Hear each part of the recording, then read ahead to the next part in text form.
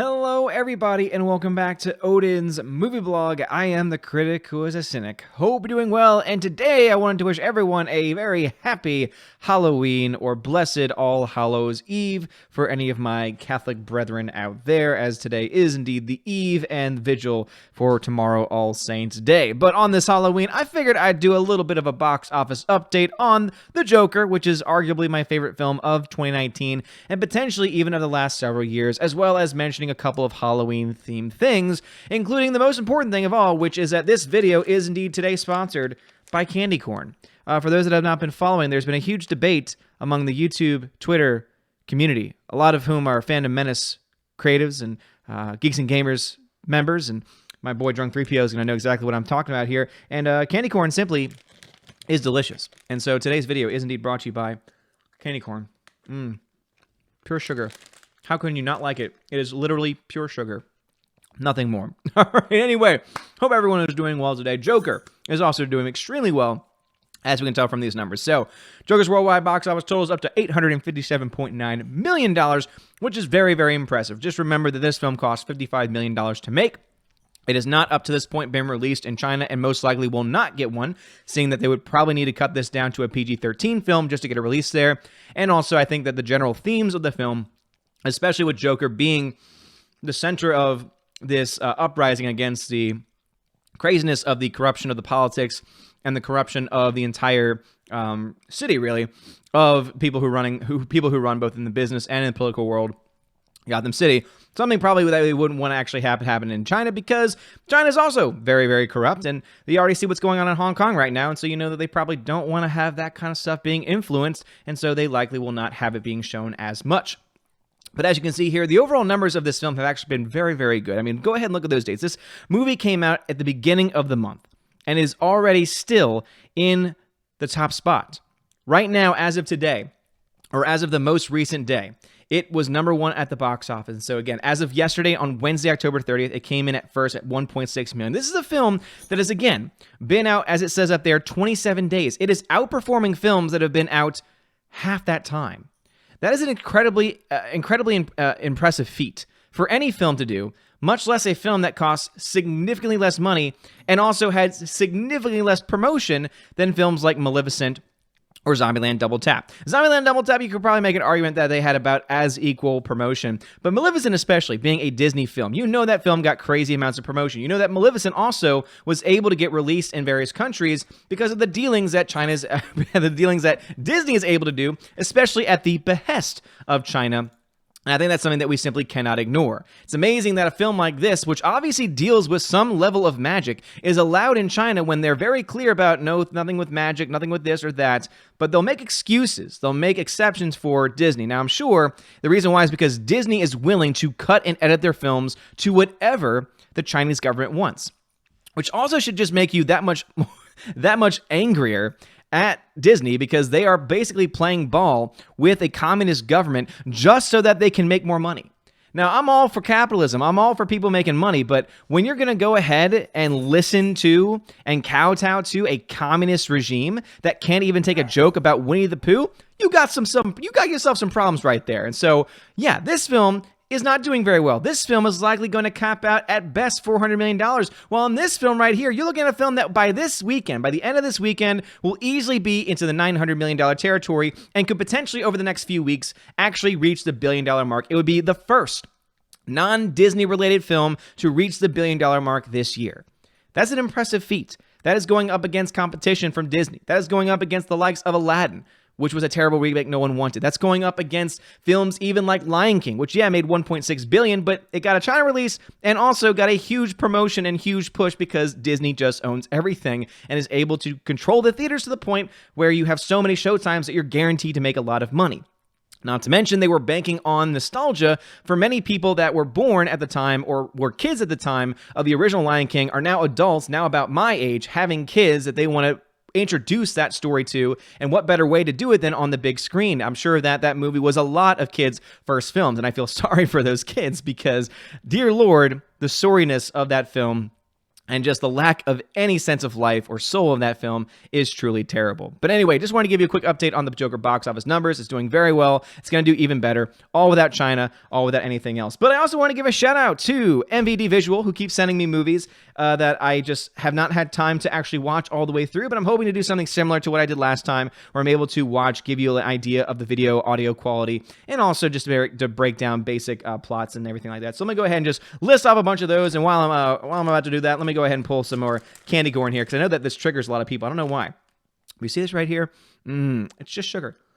People are saying it's like a candle, but candles are made of wax, and these are made of pure sugar. In fact, if you look at the ingredients, it is literally pure sugar, corn syrup, which is sugar, and some artificial sweeteners, salt, and literally all the calories. It's got 110 calories per every 15 pieces. That's not terrible. And you get a little bit of that sugar kick. That's all you need. Man, candy corn is so good. First movie up is a movie called Shade, starring Stuart Townsend, Gabriel Byrne, Thandie Newton, Jamie Foxx, Melanie Griffith, and Sylvester Stallone. Had no idea Sylvester Stallone was in a movie called Shade, but this is a movie. The hand is quicker than the eye in LA's underground gambling scene. Hustlers get hustled and fortunes ride on every deal. Three small-time grifters devise a plan to be the ultimate card mechanic, the Dean, played by Sylvester Stallone. So that actually sounds pretty interesting.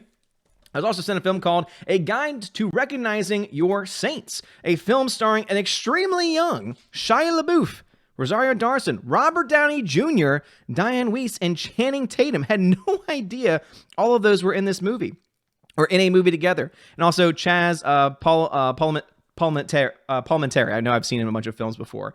He was in Usual Suspects at one point in time. He was the head cop there. A coming-of-age drama about writer-director Dito Montiel's fighting youth. The film captures the mid-1980s, the toughest neighborhood of Astoria, Queens. So that's very cool. Sounds very nice. Great cast. Did not expect that. I've also got a DVD here of a double feature, Stallone, I See You, Survival is a Killer, and also Reach Me, starring Tom Berenger, Kelsey Grammer, Tom Jane, Kira Sedgwick, and Sylvester Stallone. So another Sylvester Stallone double feature here. ICU is recovering from the psychological effects of witnessing a brutal crime. FBI agent Jake Malloy, Sylvester Stallone, checks into a rehabilitation clinic for law enforcement officers in the remote wilderness of Wyoming during the dead of winter.